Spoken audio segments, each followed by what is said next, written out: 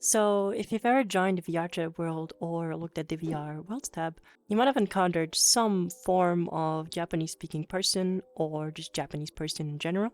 And yeah, in addition to that, there's also a lot of cool Japanese worlds that foreigners might not know because of the language barrier. So, that could be that the world is either completely in Japanese or they require you to speak Japanese or pass some kind of written test in Japanese, right? So why not use this as an opportunity to learn some Japanese in VRChat? I think it could greatly benefit you. So in this video, I'm going to introduce some worlds from level 1 to 5 that may help you practice your Japanese with actual Japanese speakers. So without any further ado, let's get into it. So the first world that I want to introduce to you is for language exchange, which means there's English speaking and also Japanese speaking people in this world. So there's kind of a safety net. If you don't understand something, there will always be a person who can speak English who can help you out. And there's a lot of actually bilingual people here. So it's easier to converse than just being thrown into a completely Japanese world right from the get-go. So it's a nice warm-up kind of world, and you'll meet definitely a lot of fun people on here. There's a board right behind me with daily topics that I kind of rotate with every day. So you can easily kind of talk about that and make that a topic if you want to talk about it. You can look at the funny answers on the board and kind of practice with that. I think that's also good. You can also try typing the daily prompt answer to practice your Japanese or your English. And I think it's a great opportunity. But with all that, there's also people with varying language proficiency levels. So you gotta pick your targets, basically. I don't think if you're a complete noob, you should start talking to people who are completely fluent. So it's always nice to pick out people that are kind of similar level to make it a little bit easier on both parties. Yeah, they're displayed over your head as little circles. So 1/4 will be newbie, a half will be pretty good, 3/4 will be almost fluent, and 4/4 a full circle. That'll be pro or native.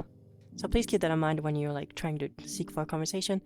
Generally, if it's evening in Japan, this is a good time to practice, as there will be most native speakers on here.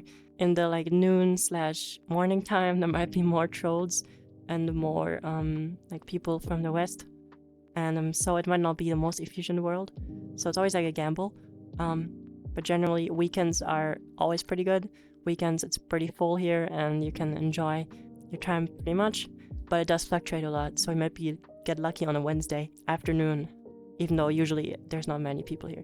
So it really depends. I would just try checking in whenever you can, because even if it's not evening Japan time, even if it's not the prime hour, you'll still find some cool people to talk with. Welcome to Nagisa, which is the first world on this list that requires you to take a test in order to enter the world.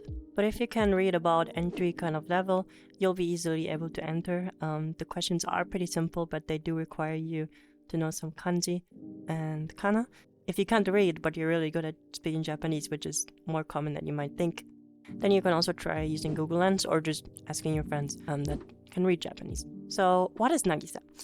Nagisa is a one-on-one talking world. It's kind of like speed dating, but for just talking and making friends. So you talk to someone for 5 minutes, and then it's over and you get shuffled with other people, and then you talk for 5 minutes again. So yeah, it basically works like that. But if you really enjoy talking to a person, there's also a button to prolong the conversation, so you can talk 5 minutes more, 5 minutes more, 5 minutes more, however long you like. So yeah, this world I would definitely recommend for people who can't really speak in groups, because they're either shy or just don't like it. And you can actually find some really good friends or also partners for world hopping here. So yeah. There's also a dice in this world with various topics on it, so it also makes talking a little bit easier. Raising the difficulty a little bit, this is Fujiyama, a world where most likely there will be only Japanese people. So this is kind of being thrown into cold water right away.